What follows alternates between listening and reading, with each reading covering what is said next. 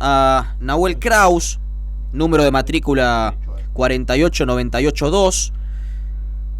Él es psicoanalista, lo vamos a tener todos los viernes aquí en Buena Compañía, en AM1300. La falta que nos hace. Sí, vamos a ver, vamos a estar analizando casos de actualidad. También en algún momento cualquiera puede presentarle un caso, decir, mirá, me pasa esto, no sé. También, sí, y que él nos diga. Conversar sobre Bienvenido, eso. Nahuel. Bueno, muchas gracias. Gracias a ustedes. ¿Todo bien? Todo bien, sí. Bueno, como comentaba... ¿Se escucha ahí?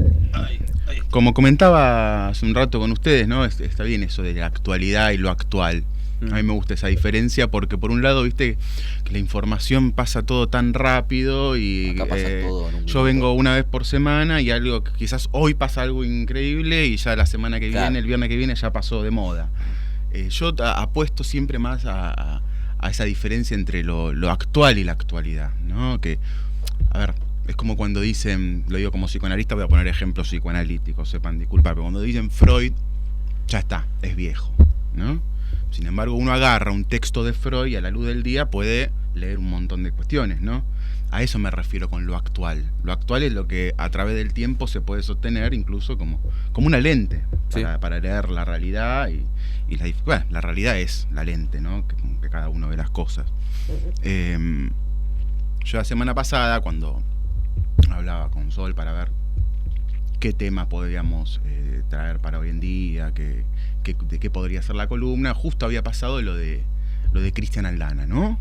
Sí. El cantante ex cantante del otro yo, que fue condenado a 22 años de prisión. Yo no sé si ustedes habrán escuchado los testimonios. Sí, son desgarradores, sí, ¿no? Y también es llamativo que lo condenaron por 4 de los 7 casos. O sea, sí. Bueno, no estoy muy al tanto de la parte judicial del caso. Sí, escuché los testimonios, que son en principio diferentes, tienen, ¿no?, puntos de contacto. Algunas salieron mejor paradas, otras menos paradas, como siempre.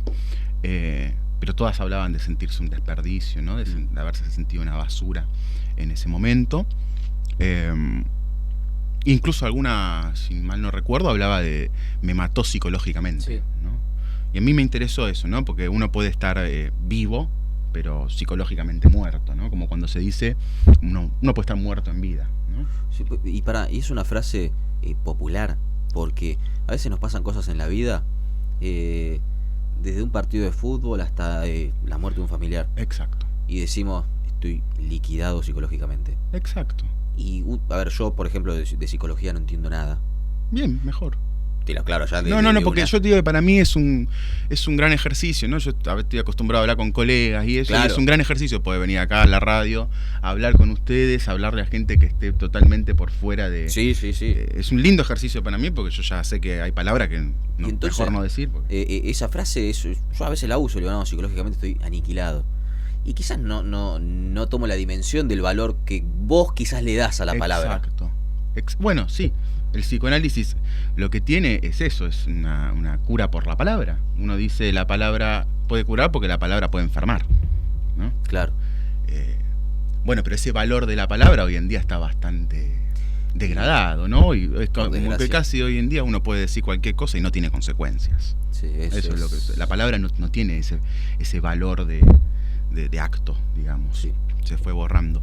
Pero es tal cual vos lo decís, ¿no? Incluso pusiste el ejemplo del deporte, ¿no?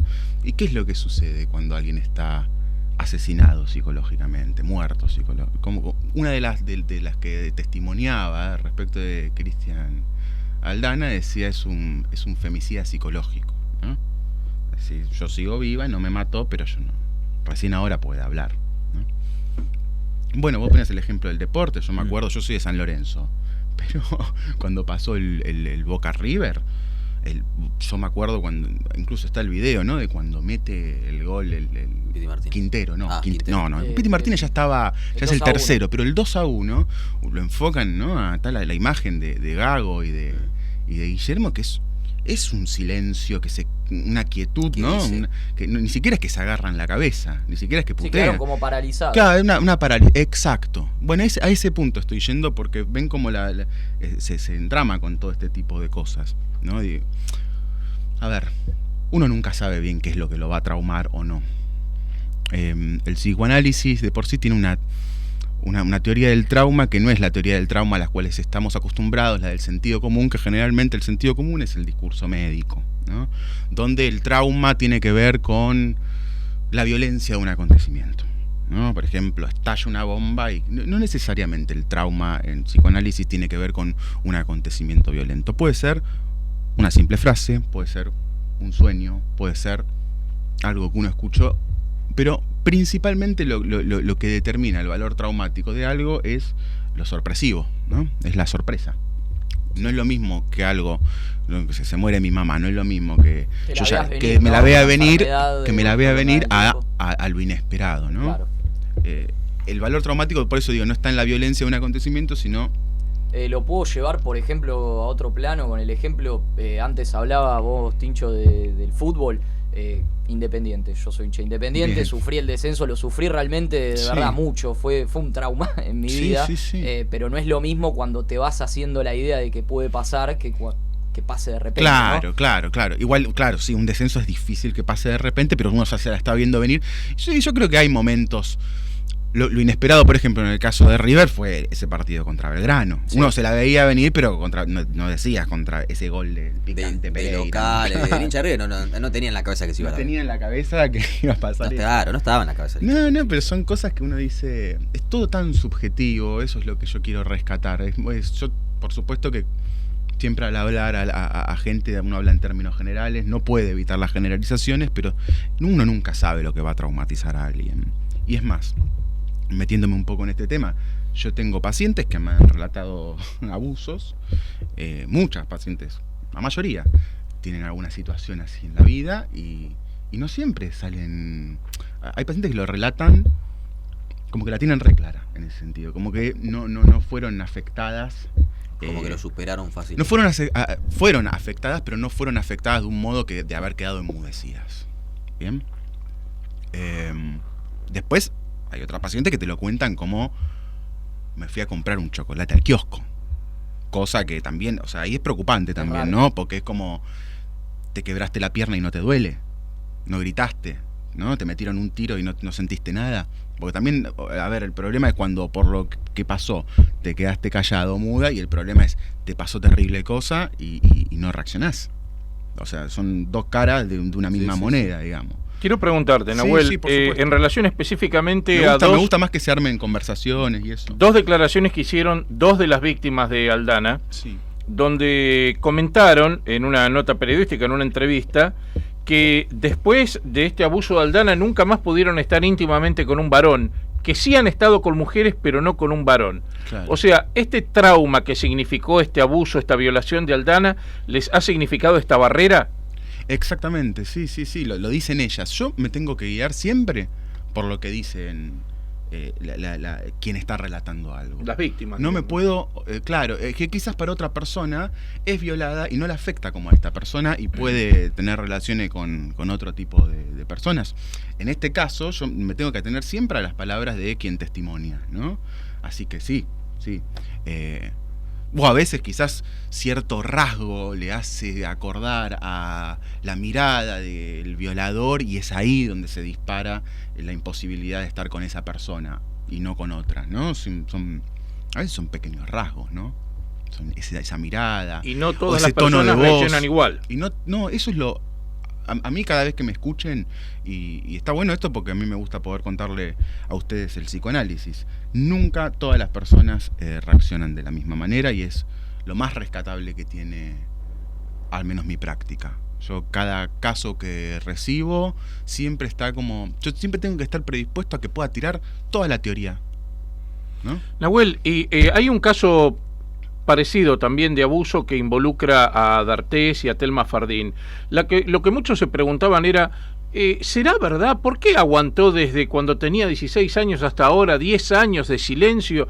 ¿Hay algún tipo de, digamos, de luto mental que tenga que guardar una víctima de violación? ¿Hay un periodo estudiado o estimado de ese luto que tienen que hacer hasta después exteriorizar lo que les pasó?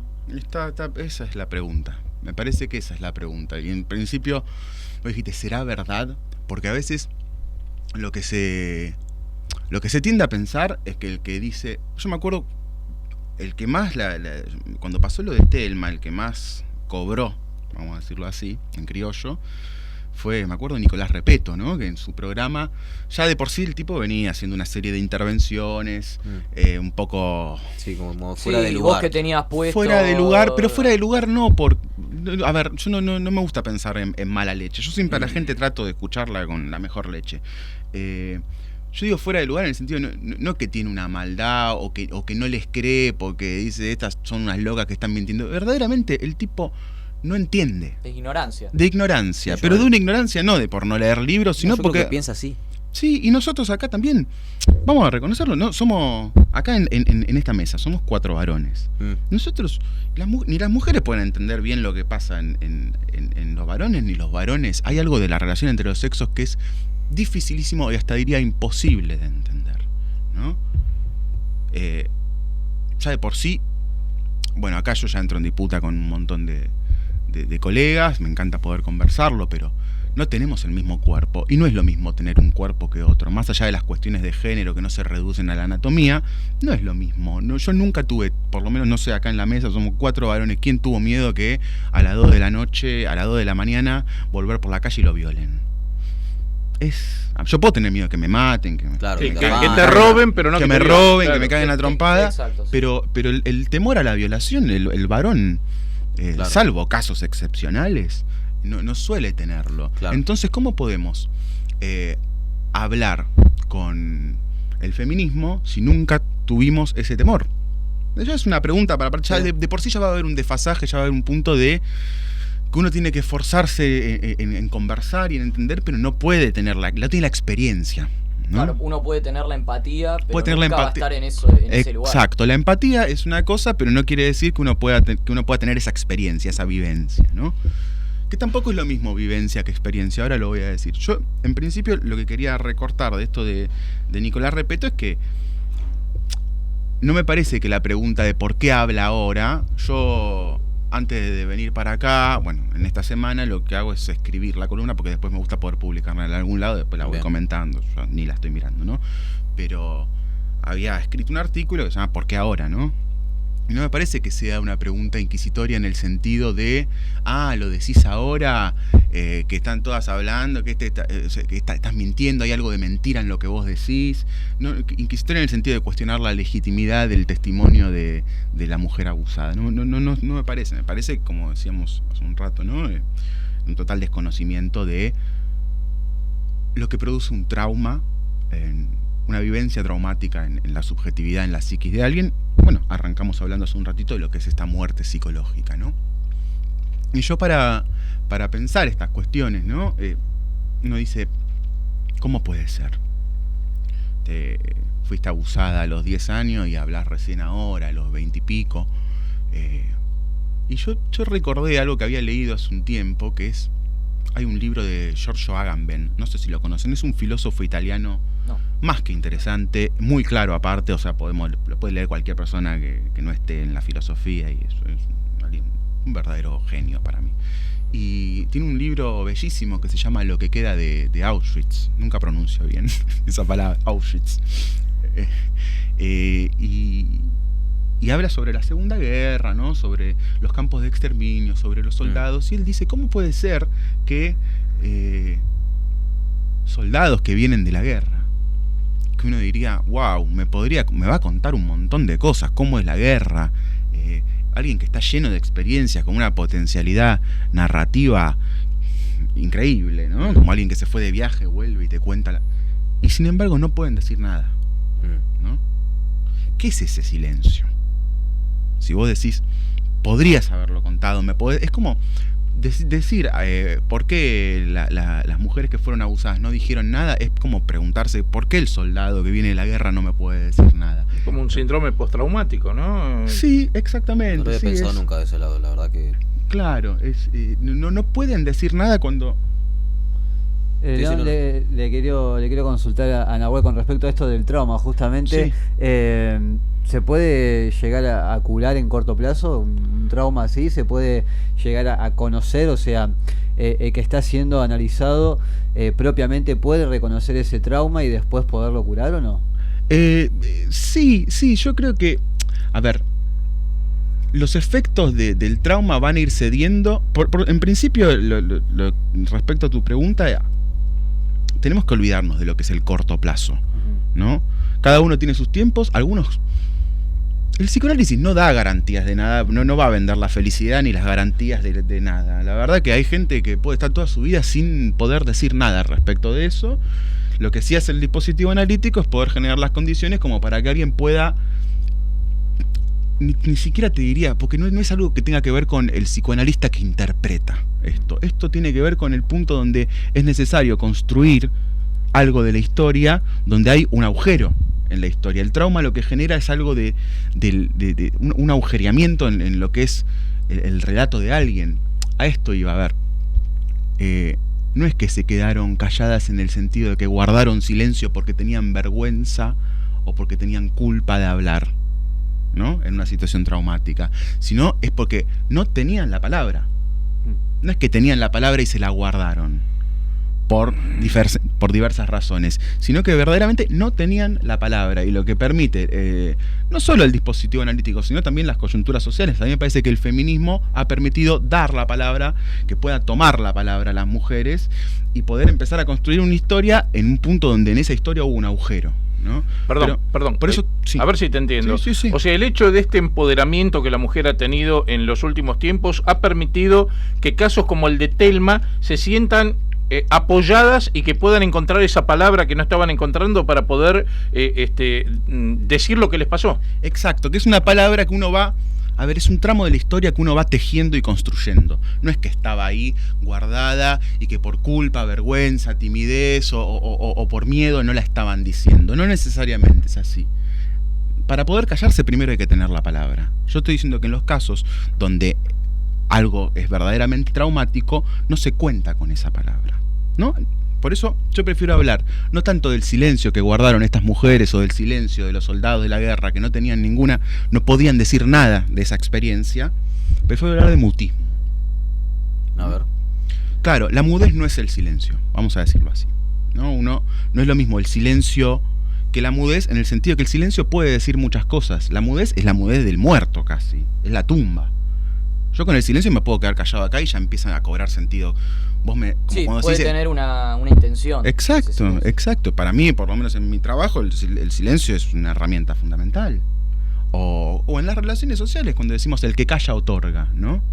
Ya el silencio guardado quiere decir sí, o querrá decir no, o querrá decir algo. Yo lo que estoy diciendo con el mutismo es que no está queriendo decir algo. No es que se guardó eso, insisto, o por vergüenza o por culpa, sino porque no tenía la palabra como para decir eso y hace falta.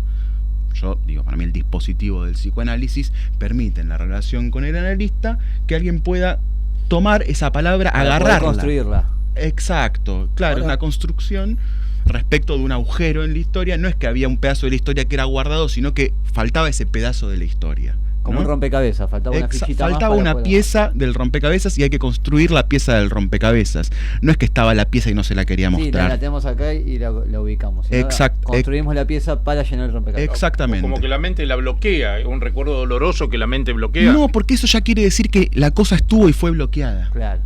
Yo lo que estoy diciendo es que esta cosa no estuvo y es necesario que se pueda construir, en el sentido de como tejerla, ¿no? Sí, que se pueda construir algo agujereado. El trauma es un agujero.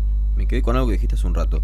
¿Qué diferenciación haces o qué lectura haces de...? Porque más un rato dijiste que quizás te viene una persona con un trauma y te lo cuenta como si hubiera ido al kiosco, como si estuviera superado. Y es así, cuando te viene una persona, tenés el caso que estabas hablando recién, que la persona que no puede contarlo porque no le falta algo para poder contarlo y ya después de ahí tratarlo. Sí, para que eso vivido pueda ser una experiencia, vamos a decirlo así.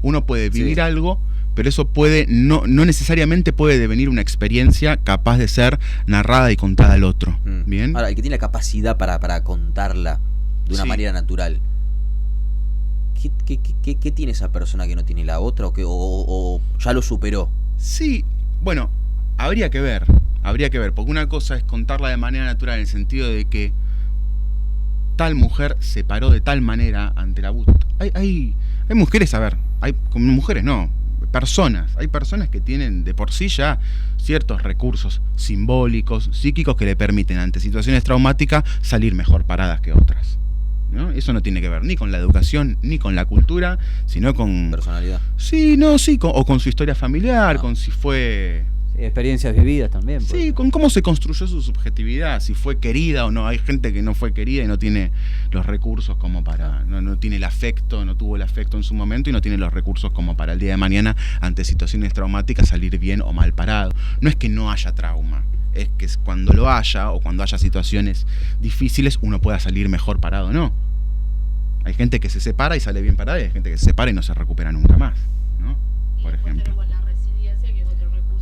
Al mic. También. El micrófono. Que después tenemos, perdón, me vine al estudio. Está perfecto, está perfecto. Dejé la producción y me vine. Y después tenemos la resiliencia como una herramienta justamente para salir de esos traumas donde aparecen figuras o momentos o elementos que nos ayudan justamente a atravesarlo y superarlo. Exacto, estábamos hablando justamente de cómo, para mí, lo más importante del movimiento feminista es eso. Es pues, toda la sororidad, el yo te creo hermana, ¿no? Yo el otro día hablaba con mi mujer sobre eso. Mi mujer converso mucho, es una interlocutora, y yo le decía, a mí me gusta poder, si se me ocurre una idea, siempre, con mi discurso que es el psicoanálisis, en el discurso en el que estoy, ¿no? Yo estoy ahí como lo habito, me habita más. Y siempre converso con ella y ella hace psicoanálisis también. Yo le contaba sobre una paciente abusada y ella me preguntó, ¿pero vos le creíste? Me preguntó. Y le digo, mirá, Milagro, a mí no me interesa, Milagro se llama, le mando un saludo. A mí no me interesa si las cosas sucedieron o no en la realidad fáctica. No somos policías, nos manejamos con otra realidad. Eso dejemos a los juristas, dejémoselo a los policías, a los jueces, a los forenses, de si realmente pasó o no. Yo me tengo que guiar con las palabras. ¿Y qué es acá? Claro, vos me hacen el gesto de acá en la cabeza. Es con la palabra. Si a mí me dicen algo, yo trabajo con eso que me están diciendo. Mirá si voy a decir, no, pero en realidad vos me estás diciendo esto, pero no coincide en la fecha, y me transformo en una especie de policía de la conciencia. Claro. Aparte, yo creo que si se está yendo a tratar, no creo que forme parte de una mentira. Es porque está buscando, necesita ayuda. Claro. O tuviste un caso que al final terminó siendo... ahí está, ese es el tema. Me encantaría que podamos entender eso. A ver. ¿Qué es de que sea mentira? Hay un punto donde todo lo que decimos es mentira. Hay un punto donde la verdad de por sí existe gracias a que existe la mentira. Es toda una estructura de ficción, pero una ficción que es eficaz, que es la que nos hace enfermar, que es la que nos hace no levantarnos nunca de la cama, que es la que nos hace no poder nunca armar una pareja. No vamos por la verdad en el sentido de la verdad de los hechos. Me está dando mucha información, pero me interesa, lo que me interesa, o si querés otro día lo conversamos, esto porque ya iría para, hasta diría otra columna, pero lo que Freud descubre con lo que él habla de las fantasías y eso, no es la fantasía en el sentido de que, está la verdad y por otro lado está la fantasía que es una mentira. No, en la fantasía es la verdad. Es lo que alguien me está diciendo a mí es la verdad. ¿Se entiende? No me importa ir a corroborar que eso exista en la realidad. Si a mí alguien viene y me dice, yo vi un elefante en mi placar, ¿viste un elefante en tu placar? Y yo, ¿qué le voy a decir? No, pero los elefantes no entran en un placar. Señora, tiene que limpiar de vez en cuando, le tenés que decir. Sí, fíjese en el placar, pero o no entran en el placar. Si yo ya me meto en esa lógica, es romper con esa lógica, es algo muy difícil, ¿no? Pero es muy difícil porque, aparte, es otro orden de verdad, es otro tipo de verdad que está mucho más ligada a la ficción y a la literatura, si quieren, pero es el mundo en que vivimos, es así. Bueno. El otro día lo escuchaba, lo escuchaba a Turco Asís. A mí me gusta mucho el Turco Asís, lo digo. Me parece un personaje divino por la relación que tiene a la literatura. Y le decía a Viviana Canosa, pero Viviana, dejemos de analizar la realidad de este país en términos de análisis político, porque este país se entiende desde la literatura, ¿no?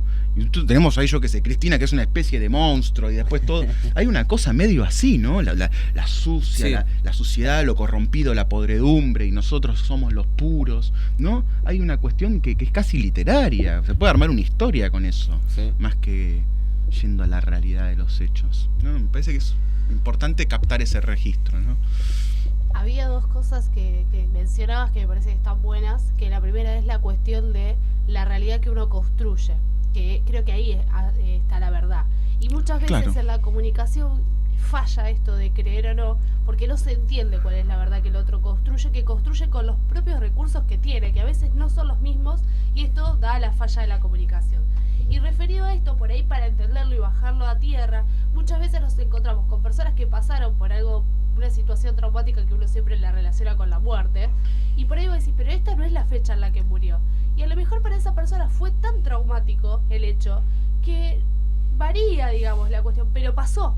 Entonces, Exacto. ahí está justamente en el límite de qué es verdad y qué no. Su construcción y su subjetividad le permitió justamente hacer un duelo, canalizar, digamos, todas estas etapas, que ya hablaremos en otro Ajá. momento de las etapas del duelo, pero esto no quiere decir que porque se equivoque una fecha o algo no haya sucedido. No, porque yo ahí me pondría en un lugar, es lo que decíamos un rato, me pondría en un lugar policíaco. Yo me tengo que ajustar a las palabras del paciente. El paciente no se tiene que ajustar a una teoría mía. Yo me tengo que ajustar a lo que el paciente va diciendo, y es ahí donde se va escuchando la verdad. No es que hay una verdad, la verdad. Se va construyendo. Se va construyendo la verdad. Por eso yo el otro día pensaba respecto de la autoayuda, ¿no? Porque los psicoanalistas a veces nos reímos de las cuestiones de la autoayuda y eso, pero por ejemplo la autoayuda dice soltar. Está bien, pero es un punto de llegada, es una verdad a la cual hay que llegar. No se puede partir de, che, yo te digo que tenés que soltar porque si no te va a ir mal. Esos consejos, eso está bien, te pueden servir, lo podés escuchar, pero no es una verdad de la cual se parte, sino que es un punto de llegada que implica un recorrido, un tiempo. Sí, ¿no? claro, Un tiempo. hoy hay muchas frases dando vuelta en las redes sociales. Parece que hoy en día Viste se que entiende todo demasiado rápido. soltar es crecer, te dicen. Claro, pero es verdad también. Bueno, decir adiós es crecer, decía Gustavo, pero en ese crecer y en ese camino para decir adiós hay una cuestión, volvemos a lo mismo, de un duelo, de un entendimiento, de hacer conscientes situaciones que por ahí uno las tiene ahí dando vuelta y no sabe por qué hace determinados actos, y en ese repensarse es donde vas puliendo el recuerdo y como desempolvándolo, y eso te permite llegar a un lugar que decís, lo mejor para mí en este momento es decir adiós ante esto.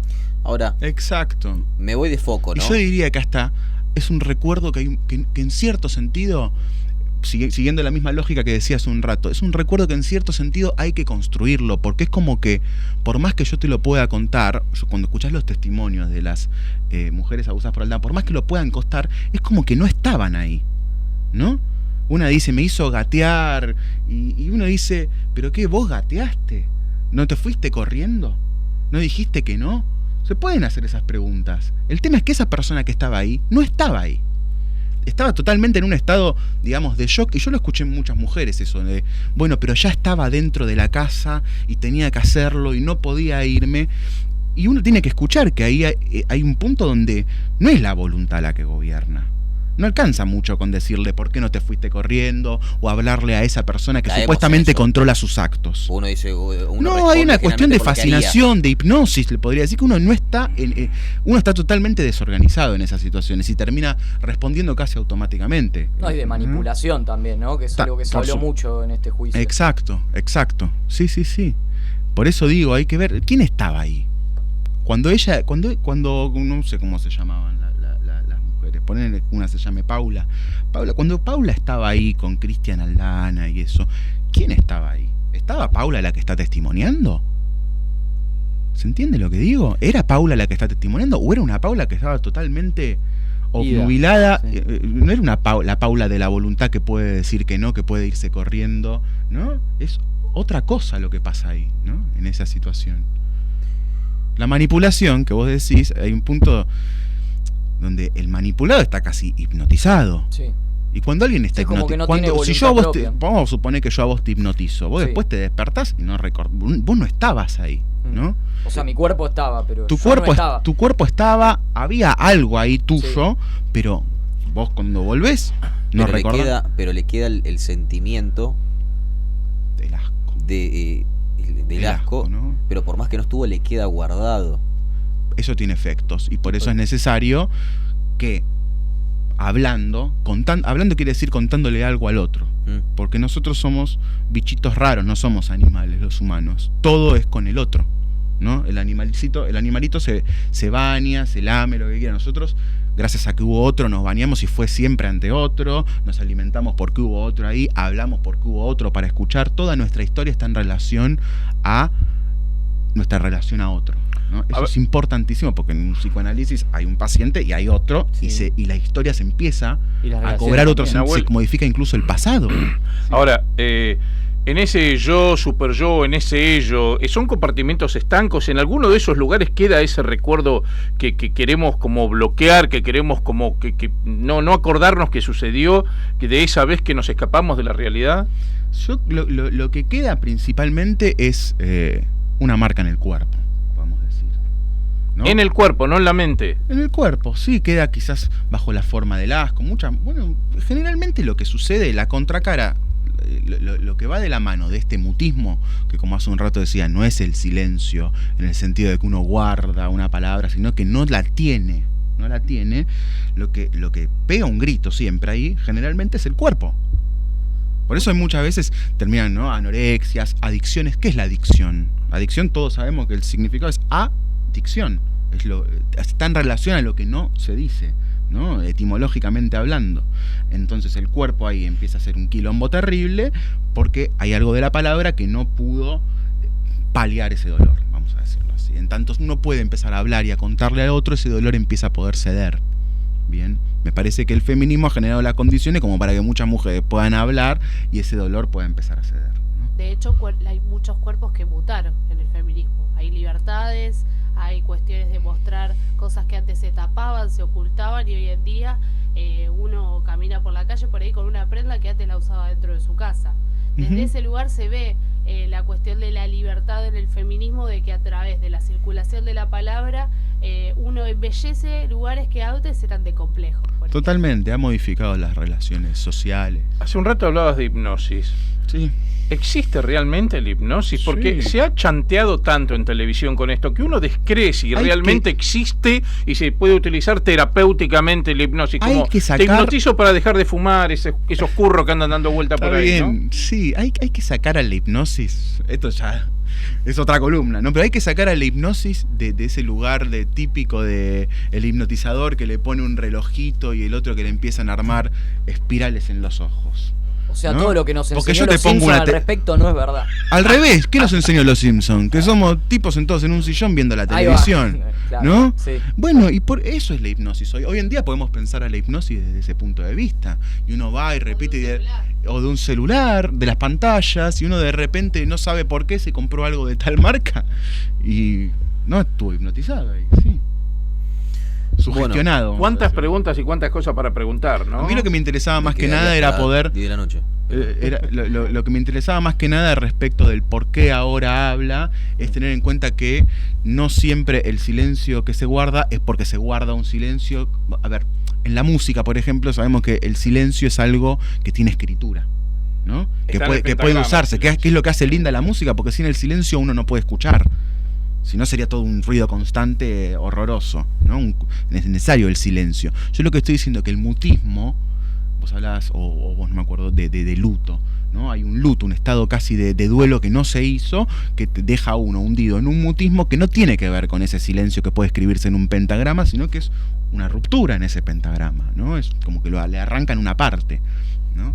Ahí me surge la cuestión de que a veces es necesario tener como las ganas, diría, o el deseo de poder transformar ese mutismo, porque a veces implica mucha responsabilidad y volver a revivir cuestiones que uno no tiene ganas de atravesar. Bueno, ahí está. Bueno, y vamos cerrando con esto. Sí, dale, sí, vamos cerrando. Dale. Me parece un punto fundamental, que no fue tocado, pero es fundamental lo que dijo Sol respecto del revivir. Porque hay algo de la palabra, hay un temor también a poder contar algo sobre eso. Si lo cuento es como volver a pasar por lo mismo. Pero porque la palabra está más cerca del acto que del pensamiento. ¿Se entiende eso? Sí. Cuando yo digo algo, estoy realizando, estoy haciendo algo. Así como si yo, no sé, hay mujeres que pueden tener hasta orgasmos por teléfono. Yo, o sea, he escuchado mujeres que por una conversación telefónica, o eso llegan a... ¿Cómo? Hay algo de la palabra que produce cosas, que hace cosas en el cuerpo, que produce vivencias, que no es solamente la palabra. Justamente me parece que lo que se perdió hoy en día de la palabra es ese valor de acto y de realización que tiene, ¿no? Cuando alguien cuenta una situación así en análisis, a mí... Yo tengo pacientes que me lo han nombrado y cuando yo indago, a ver, pero ¿cómo fue eso? No lo pueden decir. Y yo tengo que ahí soltar, respetar los tiempos de cada uno, apuesto a cómo eso retorna bajo diferentes formas, ¿no? Sí. Pongo un ejemplo chiquito y y terminamos. Me acuerdo de una mujer hace poco, había tenido un abuso, el padrastro había abusado de ella, yo las veces que intervenía al respecto no quiso hablar, entonces no insistí.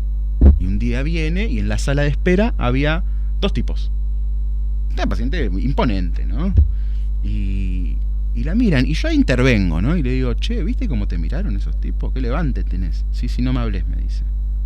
Che, pará, te miraron, pareciste linda. Sí, no, pero no me... Se empieza a poner nerviosa y me dice, ¿pero qué?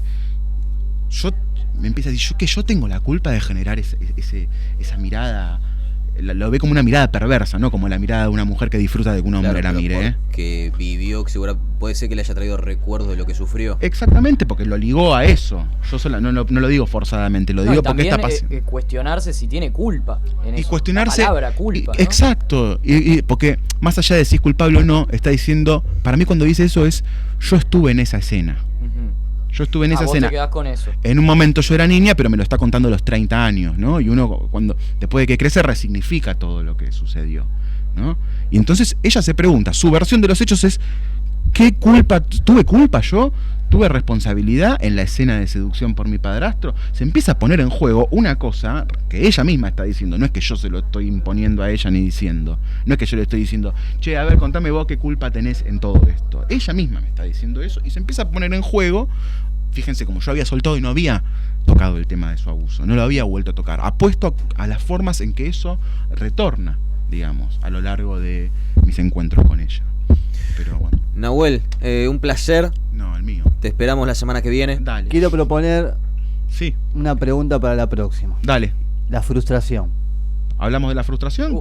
¿Quieren hablar de las frustraciones, de lo que se dice tolerancia tolerancia a la frustración? Queda pendiente o no sé, la amistad entre el hombre y la mujer. O puedo adelantar algo por ahí para la semana que viene, que lo estuvimos discutiendo. No, por sí o por no. Por sí o por no. Y lo desarrollamos la próxima. El tema, viste que es un tema. ¿Hay amistad entre el hombre y la mujer? O sea, ¿existe la verdadera amistad entre el hombre y la mujer? ¿Por qué no? Sí.